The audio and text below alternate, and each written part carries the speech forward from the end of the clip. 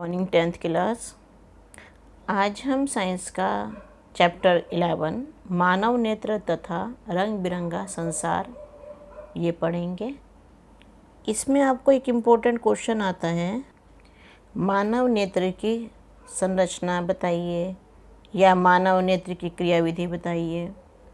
आज हम मानव नेत्र के बारे में पढ़ेंगे। मानव नेत्र एक अत्यंत मूल्यवान एवं सुग्राही ज्ञानेंद्रिय है। सबसे पहले हम ये लाइन लिखेंगे, सबसे मूल्यवान है और सुग्राही ज्ञानेंद्रिय है। 5 ज्ञानेंद्रियाँ होती हैं हमारी, उनमें से एक मानव नेत्र है।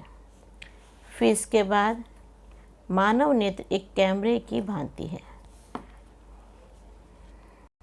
ये 2 लाइनें लिखने के बाद एक तरफ सुंदर सा आँख का मानव नेत्र का चित्र बनाएंगे।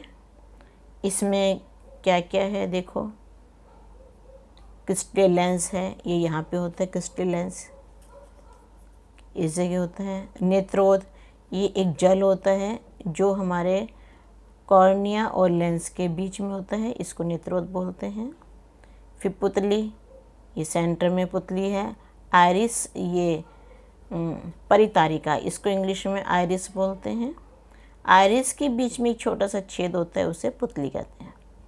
उसमें से प्रकाश अंदर जाता है, आँख के अंदर जाके, और प्रतिबिंब बनाता है रेटिना पर। रेटिना को बोलते हैं दृष्टि पटल। स्वच्छ मंडल, यह कॉर्निया है। और इधर है दृक् तंत्रिका, यहाँ से प्रकाश जो भी जाता है ये इस रास्ते से होकर हमारे मस्तिष्क तक जाता है। तो ये 1 2 3 4 5 6 7 8 9 एक कांचाप द्रव है जो हमारे ये खोखला, जो आँख के अंदर खोखला हिस्सा उसमें भरा होता है।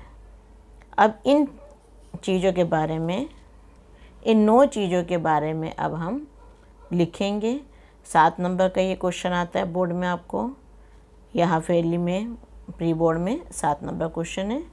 इसके लिए आप ये आँख सुंदर सी बनाना है आपको, और इसके बारे में लिखना अब मैं बताती हूँ आपको। इसका आपको क्वेश्चन आएगा, मानव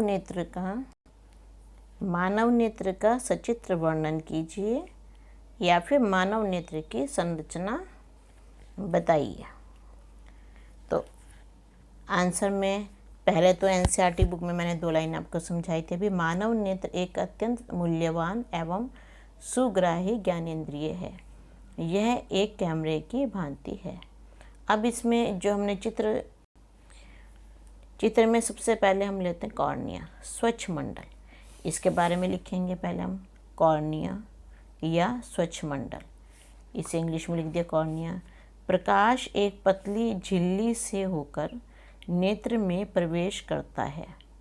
इस झिल्ली को कॉर्निया कहते हैं। मीन्स जो हमारे आँख के अंदर प्रकाश जाता है वो कॉर्निया के थ्रू जाता है। नेत्र में प्रवेश करने वाली प्रकाश किरणों का अधिकांश अपवर्तन कॉर्निया के बाहरी पृष्ठ पर होता है। अपवर्तन का मतलब कि प्रकाश हमारे शरीर के अंदर जाना, आर पार हो जाना, बाहर से आया और सीधा आँख के अंदर गया, वो अपवर्तन। तो नेत्र में प्रवेश करने वाली प्रकाश किरणें हैं। जो भी कोई चीज़ हम देखते हैं, चाहे हम बुक देखें, कुछ भी देखें, तो इससे जो प्रकाश किरणें निकलती हैं वो कॉर्निया के थ्रू हमारी आँख के अंदर चली जाती हैं। दूसरा, नेत्र गोलक। यह झिल्ली मतलब कॉर्निया, यह झिल्ली नेत्र गोलक के अग्र पृष्ठ पर एक पारदर्शी उभार बनाती है। नेत्र गोलक की आकृति लगभग गोलाकार होती है और इसका व्यास 2.3 सेंटीमीटर या 23 मिलीमीटर लगभग होता है। फिर नेक्स्ट आपकी बुक में है परितारिका। परितारिका को इंग्लिश में आइरिस बोलते हैं। कॉर्निया के पीछे एक संरचना होती है जिसे परितारिका कहते हैं। परितारिका गहरा पेशीय डायफ्राम होता है। फिर उसके बाद आता है पुतली, इसे इंग्लिश में प्यूपिल बोलते हैं। अब ये परितारिका गहरा पेशीय डायफ्राम होता है जो पुतली के साइज को नियंत्रित करता है। अब पुतली होता क्या है? पुतली नेत्र में प्रवेश करने वाले प्रकाश की मात्रा को नियंत्रित करती है। आइरिस के बीच में छिद्र होता है जिसे पुतली कहते हैं।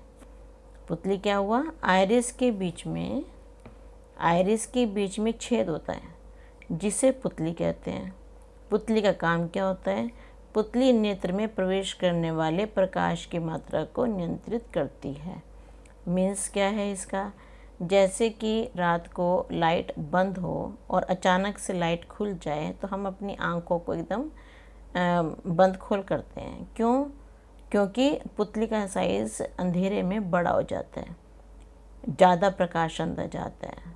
तो बार बार जब हम आँख को बंद खोल करते हैं तो 1 मिनट बाद ही वो साइज छोटा हो जाता है, तो उससे फिर थोड़ा प्रकाश अंदर जाएगा। और जब कभी तुम धूप में बैठे हो और नीचे आओ, ऊपर छत पे बैठे हो धूप में और तुम नीचे आ रहे हो, नीचे आके बिल्कुल अंधेरा सा लगता है आपको अपने रूम में। कुछ अपने रूम में से अलमारी में सामान निकालना हो तो दिखता नहीं आपको। क्यों? क्योंकि धूप में पुतली का साइज़ छोटा हो जाता है बहुत, और वही साइज़ जब नीचे आते हो तो तुम्हें कुछ मिलता नहीं है। 2 मिनट बाद फिर तुम्हें सब कुछ दिखने लगता है। तो इसका मतलब फिर तुम्हारा साइज़ बड़ा हो जाता है और फिर तुम्हें सब कुछ दिखने लगता है। तो पुतली का साइज़ छोटा बड़ा होता रहता है। पुतली नेत्र में प्रवेश करने वाले प्रकाश की मात्रा को नियंत्रित करती है। इसके बाद ये क्रिस्टलीय लेंस है। ये इस जगह पे होता है, यहाँ पे एरो लगा हुआ है, इस जगह पे क्रिस्टलीय लेंस होता है। इसके बारे में अब लिखेंगे। अभिनेत्र लेंस या क्रिस्टलीय लेंस या खाली इसको नेत्र लेंस भी बोलते हैं। इंग्लिश में इसको आई लेंस बोलते हैं। अब इसका काम क्या होता है? क्रिस्टलीय लेंस केवल विभिन्न दूरियों पर रखी वस्तुओं को रेटिना पर फोकसित करने के लिए आवश्यक फोकस दूरी में समायोजन करता है। ये सब लैंग्वेज आपकी एनसीईआरटी की है। एनसीईआरटी की लैंग्वेज एग्ज़ाम्स में लिखोगे तो अच्छे मार्क्स मिलते हैं आपको, इसलिए आप इसको। अब क्रिस्टलीय लेंस क्या होते हैं? विभिन्न दूरियों पर। विभिन्न दूरी, एक चीज़ तुम्हारी बुक है तुम्हारे पास पड़ी है, तुम वो भी पढ़ सकते हो, और कुछ दूर पे एक्टिवा खड़ी है तुम वो भी देख सकते हो। बहुत दूर कोई पेड़ है वो भी देख सकते हो। ऊपर आसमान में स्टार्स हैं वो भी देख सकते हो। तो विभिन्न दूरियों पर रखी वस्तुओं को रेटिना पर फोकसित करने के लिए आवश्यक फोकस दूरी में समायोजन करता है। मतलब ये क्रिस्टलीय लेंस जो है वो पतला भी हो सकता है और मोटा भी हो सकता है, जिससे कि फोकस दूरी उसकी बदलती रहती है। अभिनेत्र लेंस रेटिना पर, यह कोमा लगाया 2 जगह, रेटिना। अभिनेत्र लेंस रेटिना पर किसी वस्तु का उल्टा तथा वास्तविक प्रतिबिंब बनाता है। अब रेटिना क्या होता है? अब ये देखते हैं। रेटिना कहाँ है? ये है, ये रेटिना दृष्टिपटल। यहाँ पे इस जगह पे किसी भी वस्तु का प्रतिबिंब बनता है दृष्टिपटल पे, रेटिना कहते हैं इसको। इसके बारे में अब पढ़ते हैं।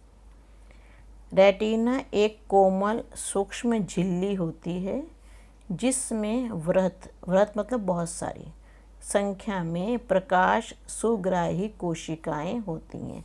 प्रकाश सुग्राही मतलब प्रकाश को ग्रहण करने वाली कोशिकाएं बहुत सारी होती हैं, वृहत संख्या में होती हैं। नेक्स्ट, नेत्रोद। नेत्रोद यहाँ पे होता है लेंस और कॉर्निया के बीच में। नेत्रोद एक द्रव होता है, जलीय द्रव। इसके बारे में हम लिखेंगे। नेत्रोद या जलीय द्रव इंग्लिश में कहते हैं एक्वेसिक ह्यूमर। कॉर्निया तथा नेत्र लेंस के बीच के स्थान में जल के समान द्रव भरा होता है। यह नमकीन तथा पारदर्शी होता है। इसे नेत्रोद कहते हैं। ये जो जल होता है इसको नेत्रोद कहते हैं हम। ये कॉर्निया और नेत्र लेंस के बीच में होता है। नेक्स्ट, कांचाभ द्रव। ये जो ब्लू ब्लू सारा बना रखा है ये द्रव है कांचाभ द्रव। कांचाभ द्रव, इसको इंग्लिश में विट्रस ह्यूमर कहते हैं।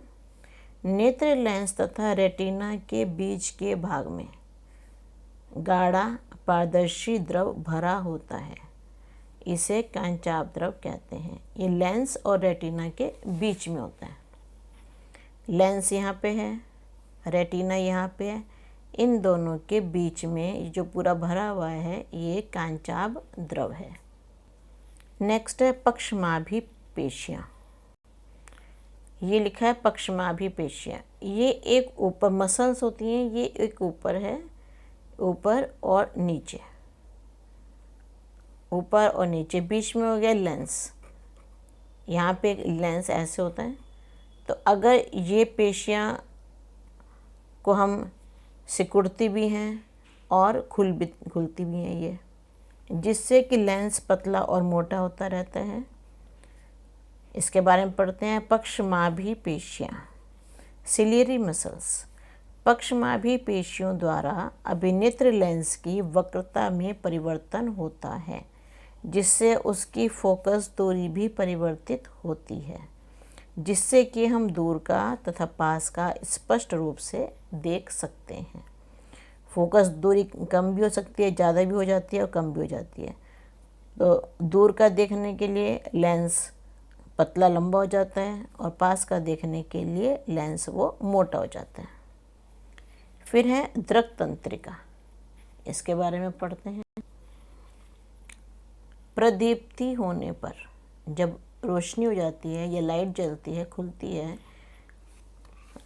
प्रदीप्ति होने पर प्रकाश सुग्राही कोशिकाएं, रेटिना पे होती हैं ये प्रकाश को ग्रहण करने वाली कोशिकाएं, ये सक्रिय हो जाती हैं, एक्शन में आ जाती हैं एकदम इनको लगता है कि कुछ रोशनी हुई है, कुछ दिखने वाला है हमें, तथा विद्युत सिग्नल उत्पन्न करती हैं।